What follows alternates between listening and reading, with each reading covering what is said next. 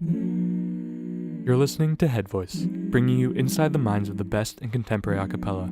I'm Evan, and this week we had the distinct pleasure of being joined by the multi-talented Isaiah Carter from Lee's Summit, Missouri. He is an alumni of Acapella Academy and is the vocal percussionist and an arranger for Berklee's Pitch Slapped. In this episode, we talked about groove, arranging, and Isaiah even walked us through his arrangement of Jealous off of Pitch Slapped's new album Complexion. They were nice enough to allow us to include a partial sheet music of the song with our episode today, so I would highly encourage you to download that and follow along as Isaiah narrates his arranging process. As was the case with Matt Goldstein's episode, I would kindly ask that you only use that sheet music for your educational purposes.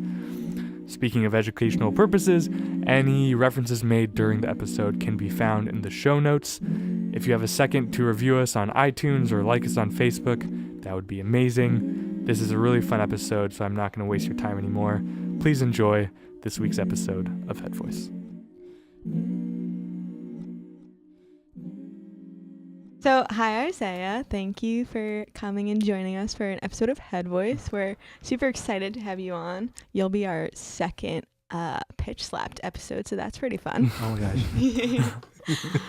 So I'm gonna start it off by just asking if you could give us a little background of your experience with music and how you sort of got into a cappella.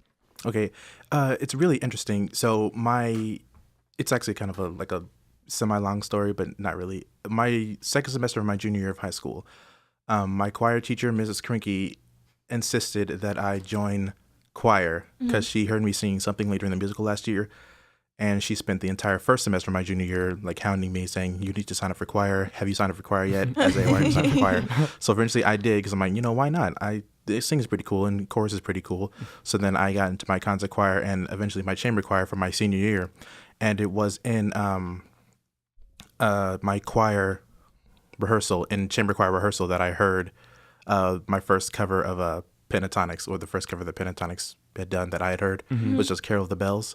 And I just remember thinking it was so cool that they could do that with only 5 voices. Because, I heard people do, really crazy stuff like Singers Unlimited, Manhattan Transfer, Take 6. I'd heard a cappella before, but this was, something that I'd never experienced, contemporary a cappella, Yeah. So then I just fell in love with that and started really listening to that and different kinds of a cappella groups. Because before, I come from an instrumental background. I played the drums and piano, so I had just been focused on band stuff up until that point. Right. And I always thought of the voice as an instrument that fits into a band, or to sing in a choir, but not to create a band from the voice itself. Right. I never really thought about doing that until I discovered Pentatonics, and then I remember seeing one of their videos leading me to another video advertising Acapella Academy, which I decided to audition for because I heard that PTX was going to be the artist in residence, and I really wanted to meet them. I have to meet them. Oh yeah, I was like why?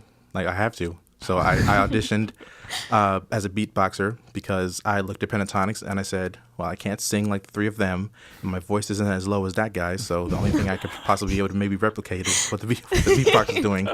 So I taught myself how to beatbox, and I got in, and it was the best 9 days of my life, and it really opened my eyes to the possibilities of the voice and what it can do in various settings. There were a bunch of different groups of different genres, and they were all so different. And I'm like, how are people doing this with just one instrument? Yeah. It's the one voice, but it can do so many different things in so many different settings.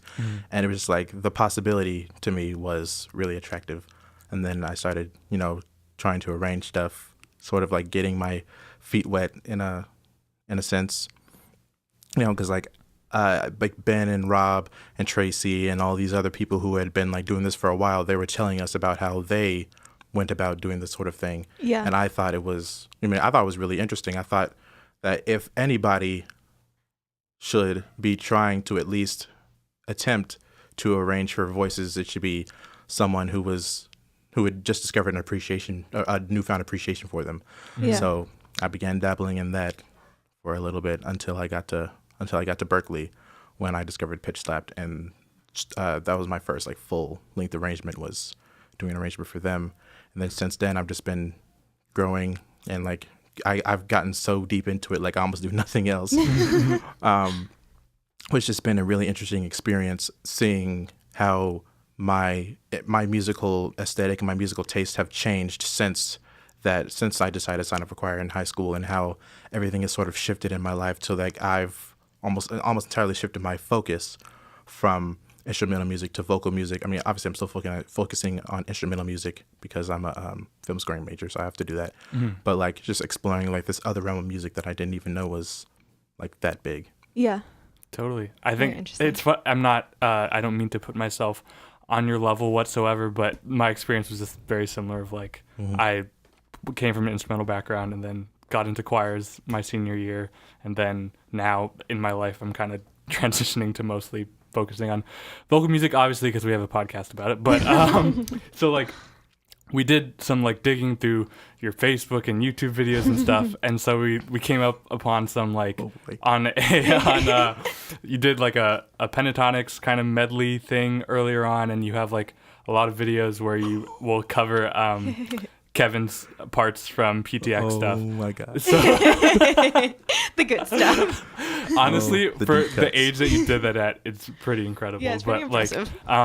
But I guess it reminded me of kind of the instrumental way of going about learning stuff, of kind of by transcribing or learning to cover and like taking those things. So I guess who are obviously pentatonics is a big influence, but who are like the big influences that you like to take from, and what's like kind of the power or value of like transcription and like learning something that way for you? Well, like as far as like beatboxing or arranging? Beatboxing, arranging. Well, actually beatboxing, beatboxing, I learned how to beatbox by watching Kevin and teaching myself the things that he was doing. But of course, since then, as I've gotten deeper into the contemporary acapella scene, I've discovered like different beatboxing with different sounds, like Adam Rupp from Home Free, or Jeff Smith from M-pact, or like even Tracy Robertson from like Pitch Slap and Overboard. And I've sort of been seeing like, it's interesting. Beatboxing is an interesting thing because like there are like two types, I feel like there's beatboxing and then there's vocal percussion, which is like essentially like to the layman's eye it might seem like the same thing, but I feel like vocal percussion is adapting these mouth drums, for lack of a better word, to a group setting. And as a drummer, you know, obviously that's what appealed to me. So like listening to people like that and how they were able to fit their sounds into a group is what really inspired me to start like scouring the web and start like picking like different pieces from different beatboxers I saw and like incorporating them into my own style. Like my inward snare, of course, almost sounds identical to Kevin's. And then I started looking into like doing like weird time signatures and like meter displacement, because Tracy is like really into that stuff. And then just like, and like even like some of my peers, like especially when I went to Acapella Academy, there were so many beatboxers that I was inspired by, you know, like Charlie Arthur, Justin Crichfield, people like them that have been on the Headvoice podcast. Like they're already like famous in the acapella community, and it's like it's really cool to be able to learn from them, because like they've been doing it a lot longer than I have, and I just like how like looking at their longevity and their process for incorporating different sounds into their beatboxing and into their performances and that's like sort of what makes them special. So that's what I try to emulate. Totally. And like it's rare that there's something like this in the acapella scene, but like I feel like your perk style is almost like it has elements of like gospel chop stuff, but like in the voice, which I think is cool. Do you kind of think separately from how you would when you're playing drums, when you're perking and like making fills and stuff like that? Not as much as you would think, actually, because like coming from a drumming background, I mainly like when I'm like, whether I'm playing the drums or I'm beatboxing, it comes from a similar headspace, you know. I'm listening to what the song does and what the song needs rhythmically and like from a rhythm or a beat perspective, and then I do my best to adapt what I'm doing to that song. You know, like you can't do like 4 on the floor for like every song. Like every song demands a different texture, which I think is important to understand as a beatboxer or as a drummer for any kind of ensemble. Yeah. So I mainly just try to listen to the song and what I like to do is listen to the song and let it tell me what it needs instead of trying to force my own ideas of what would sound good.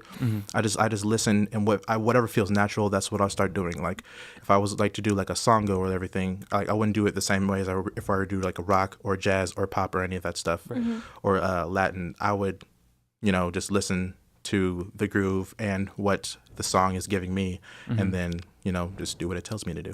So we've had a couple of vocal percussionists on the show. You kind of mentioned some of them before already, Evan, but I feel like one thing that's super interesting about you is you do vocal percussion, but you also do a lot of arranging, which I'm just interested to see, when you are arranging songs for Pitch Slapped, do you keep vocal percussion in mind? Like, is that something that you integrate as you're building the song, or does it come later? Like, how does that work for you?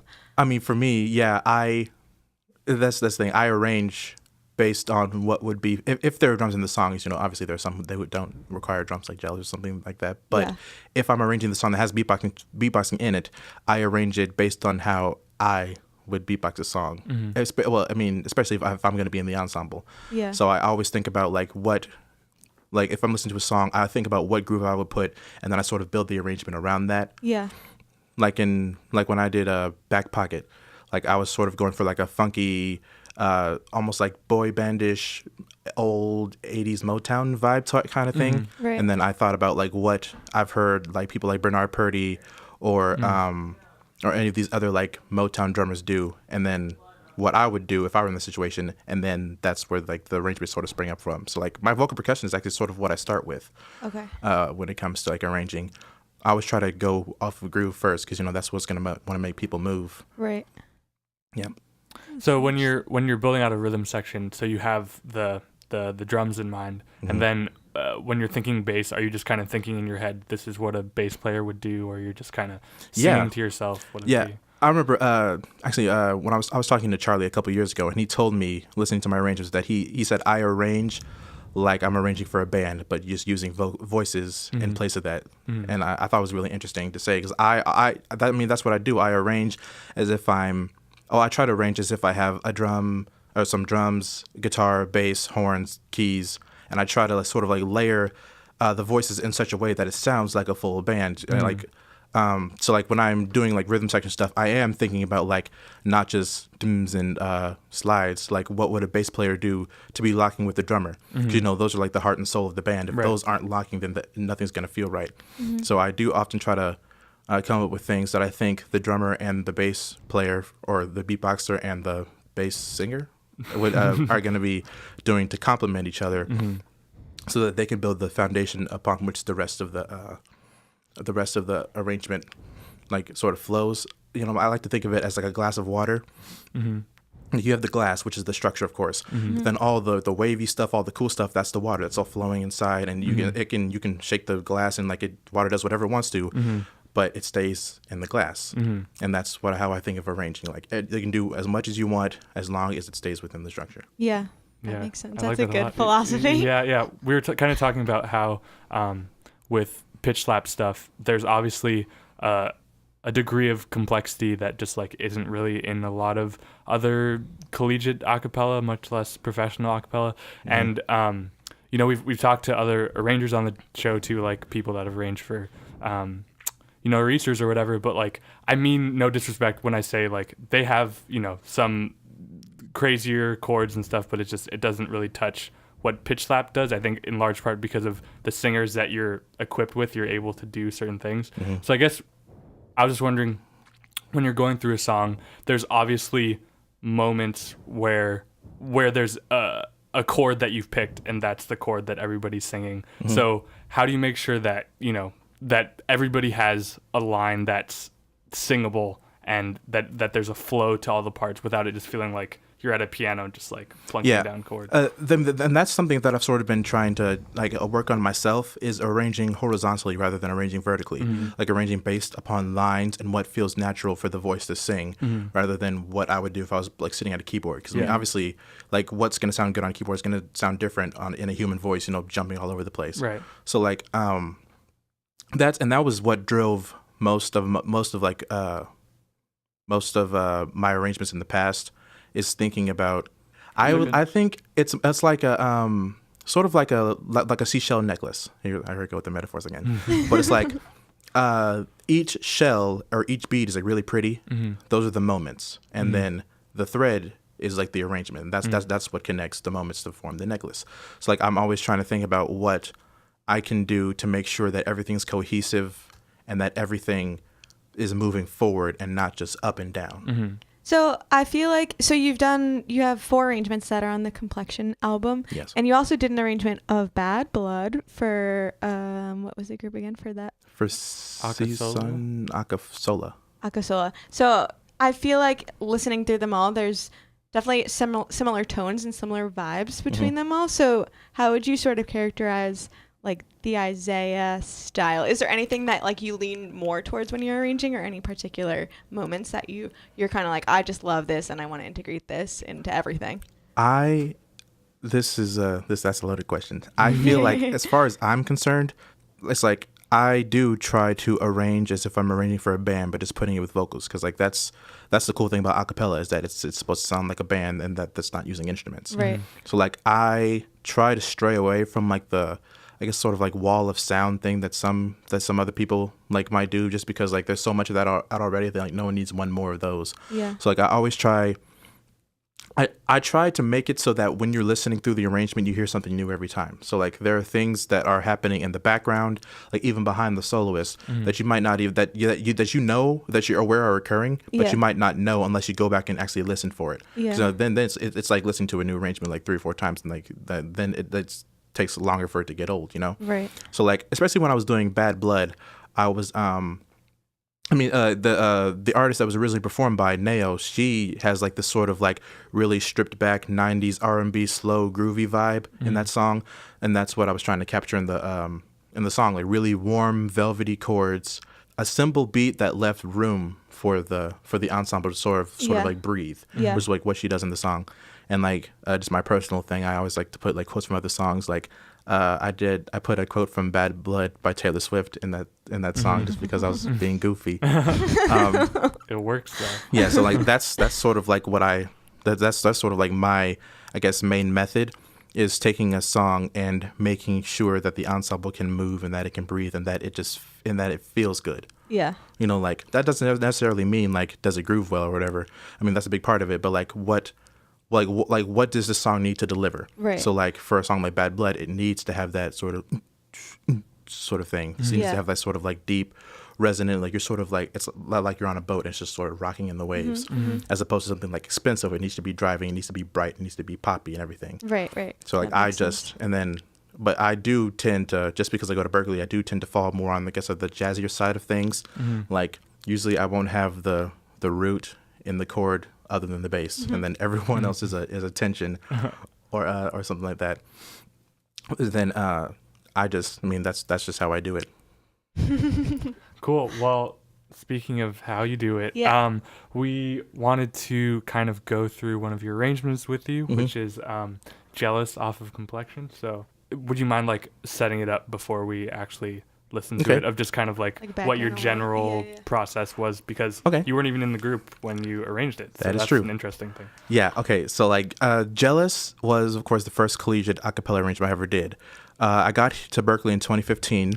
I came in with my best friend Brandon Crichfield, who you've seen before, and we were approached by the MD of Pitch Slap to see like if we wanted to audition. At that point I had been a fan of Pitch Slap for about a year, ever since discovering the 2014 ICCA video. Yeah. And I was like really, the group was like so cool. It was like everything that I wanted out of an a cappella group. Yeah. Pitch Slap was. Yeah. So then like when I found out that they needed an arrangement of Jealous by Labyrinth, I said, well, my musical aesthetic and their musical aesthetic seem to be a very similar aesthetic, so why not give it a shot? And like I was just lucky that they even considered me, because like Tracy had sort of told them that I did arranging before then, and his musical opinion is really respected in the group because he's like a giant in the like the a cappella scene. So then I just sort of I just took the song and I, like I said before, I just let it speak to me, and then I feel like I didn't really arrange the song. Like the song arranged itself, I just sort of like wrote down like what I heard. Yeah. Which like I guess will become apparent like once we listen to it. Cool. Hopefully.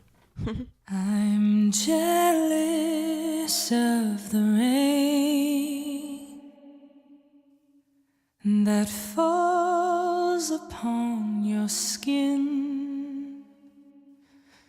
It's closer than my hands have been. Oh, I'm jealous of the rain.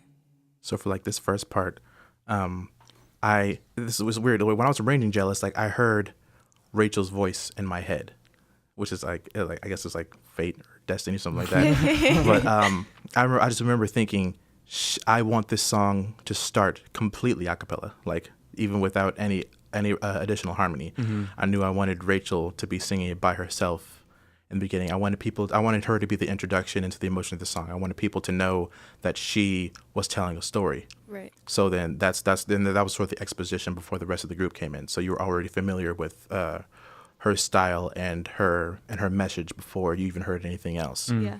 And that's how I wanted to start it. I'm jealous of the wind that ripples through your clothes. It's closer than your shadow. Oh, I'm jealous of the wind, 'cause I wish you the best of all this world could give. And I told you when you left me, there's nothing to forgive. But I always In this first chorus at least, I tried to keep it like sweet and simple, like the rhythms that the soprano, alto, and tenor are doing are pretty much the same, and like even like the chords are pretty much the same. Like over, it's just the bass and the baritone that's changing.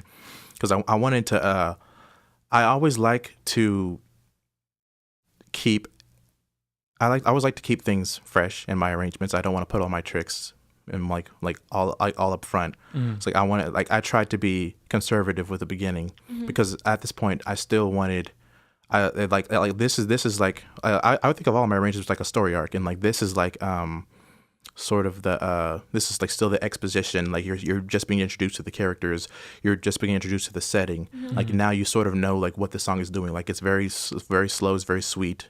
It's like that it's going to be a probably pretty emotional song. There's no VP hasn't kicked in yet, which is a ballad trademark alert. always thought you'd come back, tell me all you found was heartbreak and misery. It's hard for me to say. I'm jealous of the way you're happy without me. And that part in particular, I took a lot of like I was talking to my mom about it. She said it sounded very like she said it sounded almost like 70s-esque, which I mean that's sort of what I was trying to do. I was trying to make it so at this point I was trying to make it that the ensemble and the soloist was sort of like an ebb and flow, like the tides, because like I don't particularly care for arrangements where like all the focus is on the solo or all the focus on the arrangement. Like I want people to know that these two things are supposed to work in tandem, Right. like they're supposed to work in harmony. So like, at this point I started like growing. I tried to start growing like the ensemble, just team it. I'm jealous of the nights that I don't spend with you. I'm wondering who you lay next to. Oh, I'm jealous of the nights. At this point, like the like this is like sort of almost like the rising action, like the ensemble's becoming like more involved.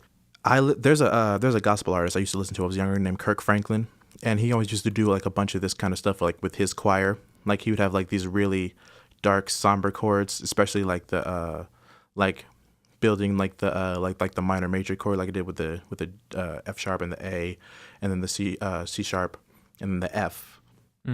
I wanted to have that sort of not misdirection, but like you you're listening to the altos and sopranos sing like a major triad, but then you hear like something's like a bit like off about the chord, something's darker, which is like the tenor's coming in with the A, and and it's sort of like I call it like a bittersweet chord. I'm like, this is a bittersweet song. It's like someone who thought they had accepted that that someone was going to leave them, only to find out that the whole time they thought they were going to return, and then they just come to a realization that they're not. And I wanted to sort of put that into music when I was doing that part.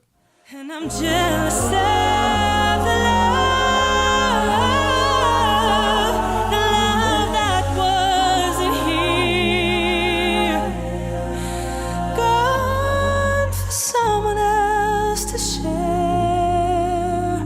Oh, I'm jealous of the love. Oh, and I wish you. I just wanted to I wanted to have at least one impact point where like the bass was like going as low as he could. It's like good old Bishop, Clark, and Dominic Canarella Anderson hitting that D flat. So like this, well, I suppose I'll just let the music speak for itself. The best of all this world could give, and I told you when you left me, there's nothing to forgive, but I always thought you'd come back. Tell me all you found was heartbreak and misery. It's hard for me to say I'm jealous of the way you're happy without me. It's like here's the song starting to build, and like it's sort of like swelling, and like it's like a wave about to crash onto the shore. It's sort of like building up to the climax, but hasn't like reached it yet. It's like you're just now seeing the crest, but like the full wave hasn't hit the shores yet. And as I sink in the sand, watch you slip through my hands. Oh, as I die here another day, all I do is cry behind the smile. I wish you the best of all this world could give. So at this point, like the climax has been reached. Like this is, it's been less of self-reflection, and now it's sort of like crying out to the heavens. Like this is what I thought was gonna happen. It's not like why me? Like this is like the point where I think where like sadness and quiet reflection gives way to like almost despair, which I want to really emphasize with like the chord opening up and like the ensemble singing full voice. And I told you when you left me, there's nothing to forgive, but I always thought you'd come back. Tell me all you found was heartbreak and misery. Here we're sort of settling back down, you know, like we finished screaming at the sky, and now we're sort of going back inside and just sort of like sitting back in our chair that we've been sitting in for a while, just thinking about the situation. It's hard for me to say I'm jealous of the way you're happy without me.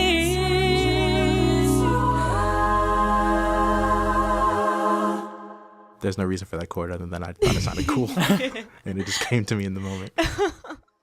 It's hard for me to say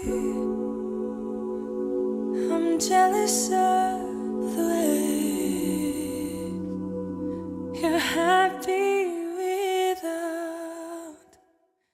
At this point, like, you know, there's sort of like this, like even before the ensemble comes back in with the DAs, like there's this 1 second where it's just Rachel again. You know, it's like full circle. Like the ensemble is sort of has not completely left, but has sort of like retreated, and its focus is almost purely on her again.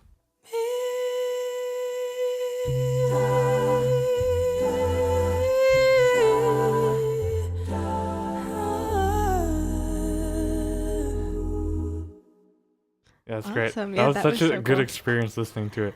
It's Yeah. funny, like, hearing you talk through it, because I've seen Pitch Slap do it a number of times now, and every time Rachel and all of you guys get like a standing ovation, it's really like emotionally driven stuff. I guess I just wanted to ask one more question before we get off of this.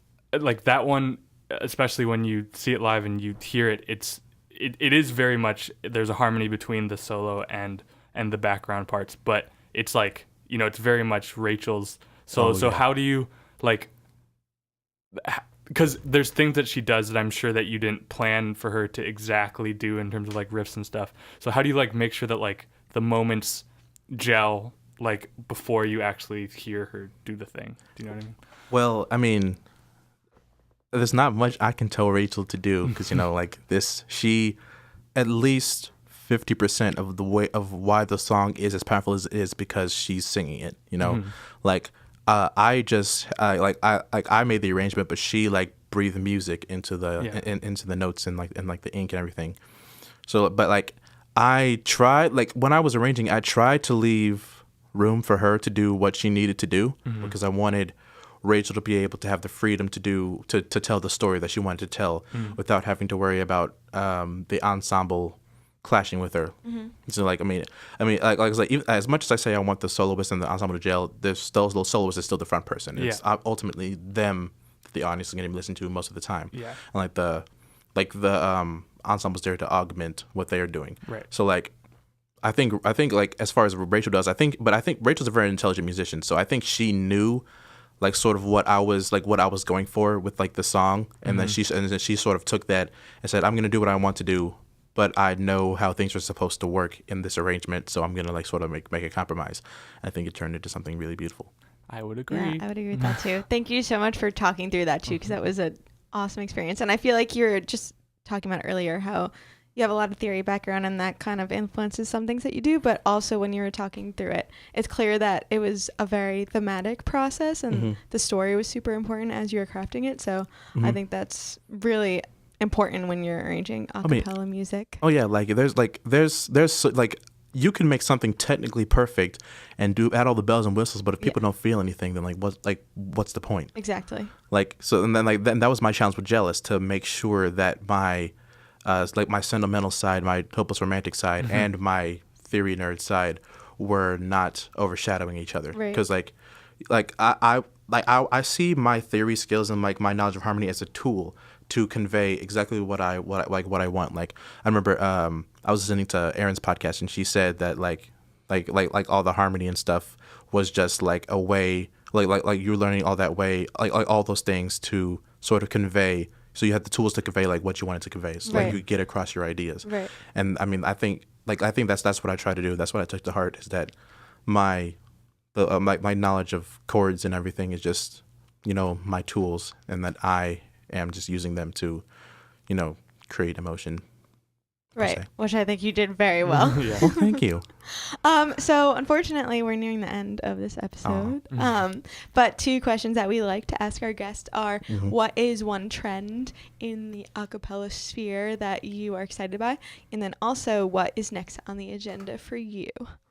Well, here's one thing I've noticed that I'm really, I think is really cool, is that a cappella isn't just like a pastime that people do. Like they go to like not just part of the college experience. Like I went to college, I joined a fraternity, I joined an a cappella group, you know. Like it's becoming like its own, I think it's gaining like some like respect in the real world. It's becoming like a veritable outlet for music, like just as important as any string orchestra or any wind ensemble or anything like that. And as that happens, I noticed that it started branching out to even more demographics. Like there's a middle school group, I think they're from Oakland, but they're called Encore. But then they've been like making waves. Like it's even like reaching like the young, like the children. And I think that's really cool that the art form of a cappella, you know, has begun to sort of like gain its like rightful place in like the minds of the musical world. Because, you know, a cappella is like the oldest form of music we have. You know, before there are any instruments, there are voices. Yeah. And I think it's really cool that it's sort of starting to like make the ascension back to its, I guess, its rightful place in the circle of life. And then on the docket next for me, I mean, we're entering a new scholastic year. A new scholastic year. with pitch slap and everything. And then of course more groups have asked me to do more arrangements, which I think is cool because it means like I guess that means I'm making a name for myself. And like I have started like dabbling like doing like small projects, so like I call them like works of love, like sort of like what Charlie did with Shofukan, just sort of things that I want to see happen that I just sort of sit down and tell myself, why not? Like, why not? You have the resources. You go to like one of the best music schools in the world. Like, why not make these things happen? So like just like doing like a little, like putting together a little group just for like a song or two. Yeah. And like just trying to just keep sharpening and honing my skills. Yeah. Very cool. Well, thank you so much for coming on. We really appreciated hearing you talk about everything. And we hope that you will join us next week for a new episode of Headvoice. So much easier if I could not possibly know. Easier